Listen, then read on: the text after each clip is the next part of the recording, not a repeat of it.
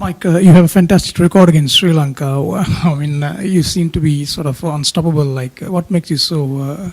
Makes it so easy to that. What's it's special about the Sri Lankan bowling that you really like? I have no idea. I don't know how it works out like that. But maybe sometimes you just have a team that you just seem to score runs against, and there's other teams that you sort of struggle against. So I don't know why. It just seems to happen. Dan? Mike, the conditions here are obviously very different to the ones you had in Sri Lanka on the tour, where you also got hundreds. What was it like out there? It seemed a wicket where you a little bit difficult to stay on top of things all the time. Yeah, it was sort of a pitch that you never really felt in on. There's definitely quite a bit of variable bounce, and I think if you get enough balls in the right area, there's a little bit of seam movement as well. It didn't really swing as much as what I was expecting for probably both teams, but there's certainly enough variable bounce there, and a couple that really took off out of nowhere. So that sort of made it hard to sort of actually feel in and feel like you could trust the bounce and drive the ball on the up. So yeah, it was difficult to sort of score freely, I think. Yeah. Mike, the declaration was interesting. It was probably a little bit earlier than a lot of people expected. What was the sort of thinking behind it? No, well, Michael spoke to us at lunchtime and said that he wanted us to bat normal to get to 400. Scoring had been quite difficult, sort of score freely, and then just try and be ultra positive after we got to 400 and get as many as we could. And he wanted to have a bit of a crack at them just before tea. And I think after lunch we managed to score probably a little bit quicker than we were expecting as well. And that probably gave him the opportunity to declare maybe slightly earlier than he was intending. So 450 was always around that. 450 was always. I think so. Yeah, I think whatever we could get as quick as we could get over 400, it was going to be a good target for us. Mike, congratulations. Sri Lankan coach just said, looking at you out there today, particularly the running between wickets, he thought you had a couple more years left.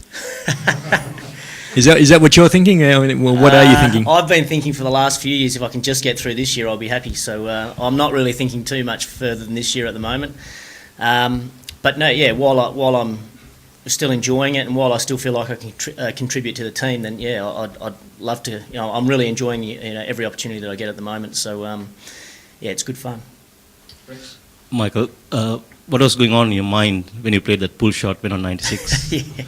I couldn't believe it, really. I guess, yeah, when you get in the 90s, your mind starts playing tricks on you, and certainly my heart rate was raised, and you do some silly things when you're under pressure like that. So I couldn't believe it when I picked him out, and I've seen Angelo take some amazing catches over the years, so I thought there was no chance he was going to drop it. But sometimes in this game, it just happens to be your day, and luckily for me, today was my day. There's been plenty of days where it hasn't gone your way, so you've got to make sure you really enjoy days like today. And thankfully for me, that one went down and went over the ropes for 4.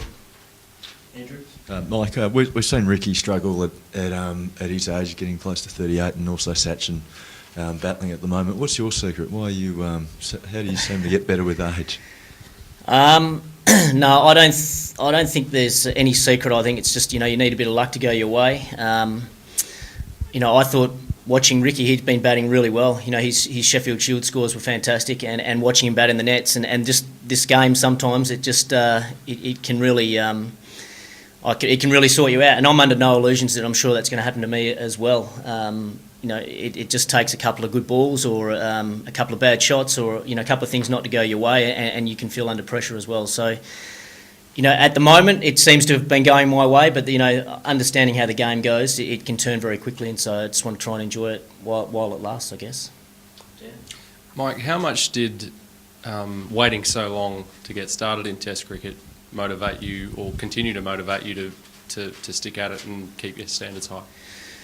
I think it was an interesting one where when I got sort of to 30 and I was still, I was in the WA team, I sort of had almost given up hope of playing for Australia, and I was always someone that put a lot of pressure on myself and tried very hard, and almost when I sort of took the pressure off myself and said, I'm not going to worry about playing for Australia, just relax and go and enjoy my game, that's when I started performing more consistently and got my opportunity to play for Australia. So for me, once I got into the team, that was the challenge for me, is to keep that mindset, is to try and stay relaxed, try and just keep enjoying my game and just keep playing my way, and hopefully, the same consistency would come.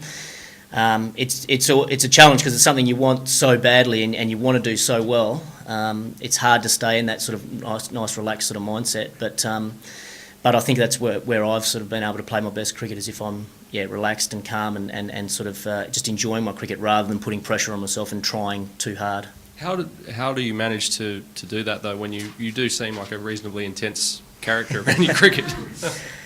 I don't know. I just think you get confidence from good scores, I guess. That helps you to relax. If you can start a series off well, it certainly does help you to relax. So I've been through the different sort of challenges along the way as well, where you haven't started well and you can feel the pressure sort of building. To be able to just keep coming back to what has worked for you in the past, and just believing in that, and eventually it sort of comes back around your way. Saying that it's a wicket that you never felt in on and safe on, does that make a ton all the more special when you're the only one that went on with it? It's every Test match century is extremely hard to get, and very, very rewarding. So, and particularly at my stage of my career, where I know I can't play forever, and so every single opportunity that you get to score 100, you really want to grasp that chance. Not so much while you're playing, but I think when I finish my career and I look back, those missed opportunities, if you do get out, say today, say for 96 or something like that, then I would really rue letting that opportunity go. So I think it's something that when I finish my career and look back, I'll be very, very proud of it. And the catch, sprightly?